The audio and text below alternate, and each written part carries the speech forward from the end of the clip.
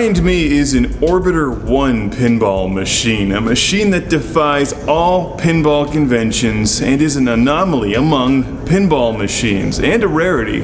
If you find an Orbitor 1, you have to play it. Orbitor 1 is from Stern, released in 1982, and it is a weird-ass pinball machine.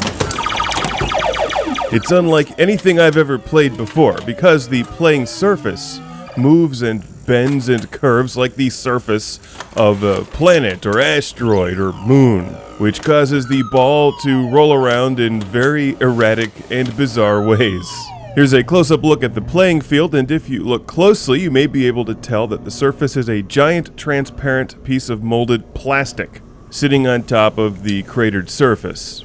And here's a look at the back glass, which is not terribly interesting. And that's the problem with Orbitor 1. After a while, the game becomes disinteresting, because the novelty wears off.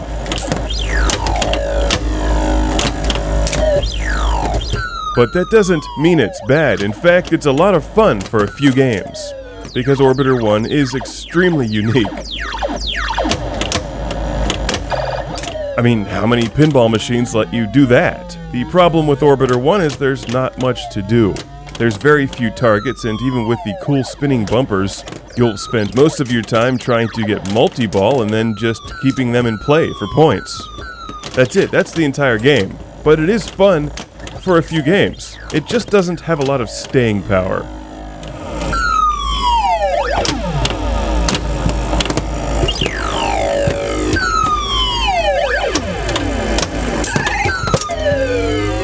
I was talking with one of the other marks at Papa World Headquarters, where this machine lives, at the Professional and Amateur Pinball Association.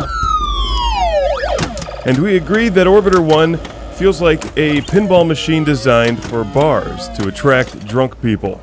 Because it's odd, and the games are extremely short and fast, robbing them of their money and sending them back to the bar, where after a few beers they'll probably want to try again, because Orbitor 1 has an extremely high cool factor.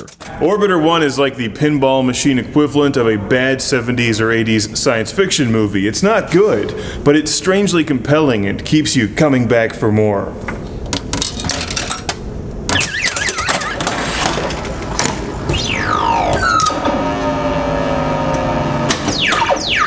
The sound effects are pretty good, and there is a 3D planet thing on the back glass, which is kind of neat, but it's really bland compared to some other winners like Solar Fire. That game is awesome. There's also some kind of bizarre timed ball thing, which I never did figure out. Occasionally, you'll find that your third ball goes on forever. I cannot say that with a straight face. The spinner's lots of points.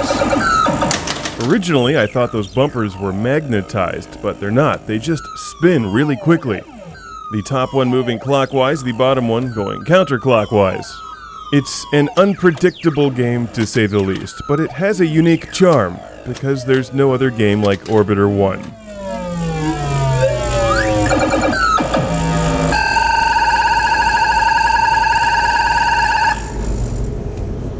What a very bizarre game.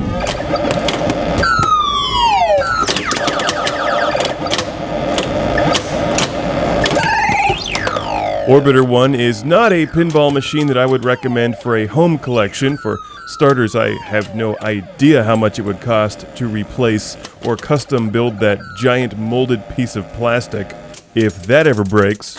But also, in addition to that, it gets old after a while.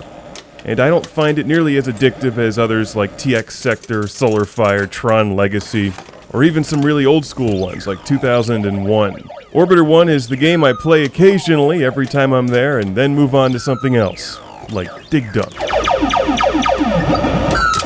A big thanks to our friends at Papa World Headquarters for maintaining this classic machine and letting me play some Orbitor 1.